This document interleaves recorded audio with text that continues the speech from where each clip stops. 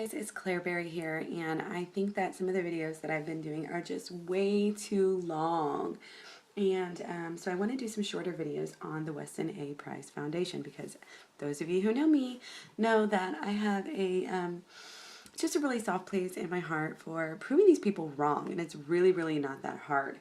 I was first introduced to the Weston A. Price Foundation officially through the vegetarian tour. I had heard things, about this foundation, and that there was, there was a foundation out there that, promoted raw milk usage and organ meat eating and, cod liver oil and stuff like that. I had heard of them, but never really given them too much thought aside from politely, trying out what I was being offered, from my kids' grandpa, sorry. So, but after I was going vegetarian and somebody decided to post the vegetarian tour on my page, I completely had just a whole year basically of almost a whole year, 8 months or so, of doing a bunch of research. And this is actually what led me to essentially become a raw vegan. So that's where I came from, that's where I'm headed, and why? Well, basically what I did is I started looking at the Weston A. Price Foundation, and you'll notice that right on the top of their page they say, "We do not accept contributions from members or private or blah blah blah. We don't accept contributions from members and or private donations. Does not accept funds from the meat or dairy industry." However, if you really do your research and don't just listen to what they're telling you and what they want you to believe, you will know that they do actually take donations. They take subscriptions. They sell like advertising slots, and they also have a lot of these types of businesses that come to their events and things like that that are essentially sponsoring them, and giving, because they're giving them something, they don't have to say it's a donation. So because they're giving them an ad or giving them a table, that they don't have to really say that. They don't have to list those people. So, and those people, you can bet your britches, they are farmers. Some of them are quite big farmers. They may not be, officially in bed with the dairy industry, but they still have a big conflict of interest because they're trying to sell a product and they're also trying to tell you that it's helpful. Well, of course, most people who are trying to sell a product are going to tell you that it's helpful. It's not that hard to see. And we all should have a very big problem with the FDA trying to oversee, both the, U.S.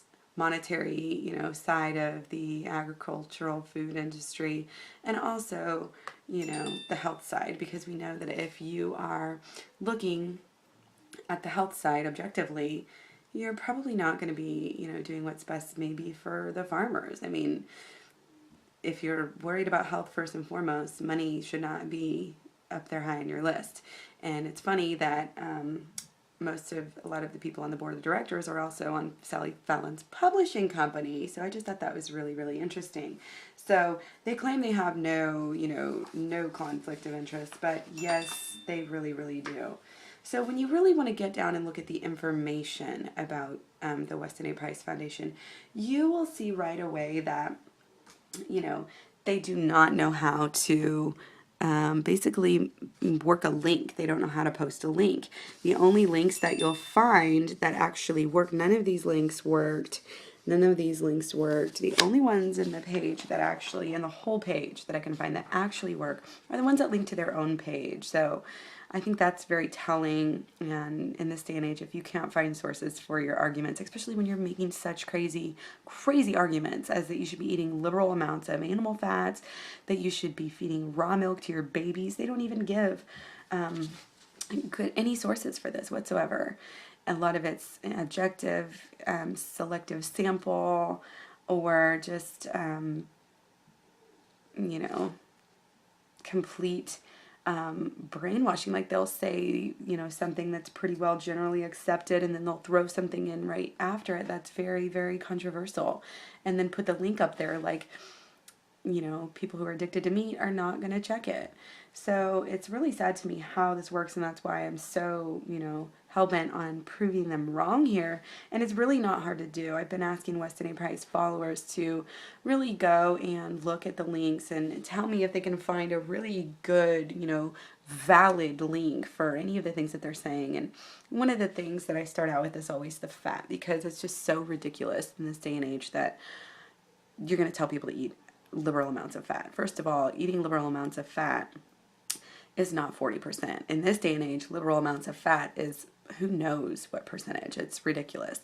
Even though 40% is the high amount that you should ever go for, and that's a pretty high fat, that's a really high fat diet.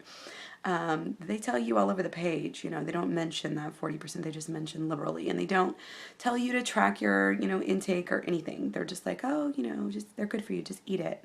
And so I know a lot of Weston A. Price people online and everything, they're out there having their eggs and breakfast, and if you go to chronometer.com, after one breakfast like that, you're probably going to be over on your fat for the day, much less the rest of the day eating, you know, meat and cheese and all this other stuff. So when they tell you that saturated fat is completely safe and it's been proven, and when these paleo people tell you it's been proven, you know, that saturated fat is okay for you and that's all a myth and all of this stuff, like, don't take what they're saying so easily. It may sound good and they make a good argument, but you really need to double check on this, especially if you're going to put your health and your children's, possibly your baby's health at risk just because it sounds good.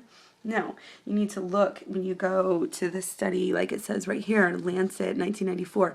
I don't know about you guys, I cannot find this study. I've found a couple of similar studies, and I just want to show you here.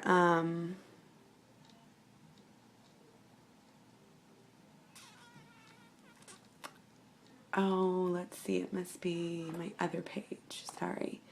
Technical difficulties here. Here we go. Clary Berry, it's facebook.com/Clary Berry. It's KLAIREEBERRY, Clary Berry. And basically, you know, this is kind of turned into just a raw vegan blog, but I did start out doing this as an anti-Weston A. Price blog. So basically, as I scroll down here past a few of the things, I just want to find a couple of studies that I found on saturated fat. Now, oh my gosh, I can't find it. I thought I put it right up here. Anyway, I'll post the links again. And when you go to it, you can see that not only, you know, is this not the study that they posted, but the studies, the only two studies that I could find, and granted, don't even look up my research, like go check out your own research and actually go look, you know, at some scientific journals yourself, and don't forget to look at the author affiliations, because that was the main problem that I was finding with these, is that their author affiliations, of course, were numerous different dairy councils and beef councils. So it's really not that hard. It's just, it's not rocket science. I say that all the time. Another thing about Weston A. Price is that just our whole fat in general, we're a fat eating country. We are so fat, we're obese, we have heart attacks and cancer because we're so fat.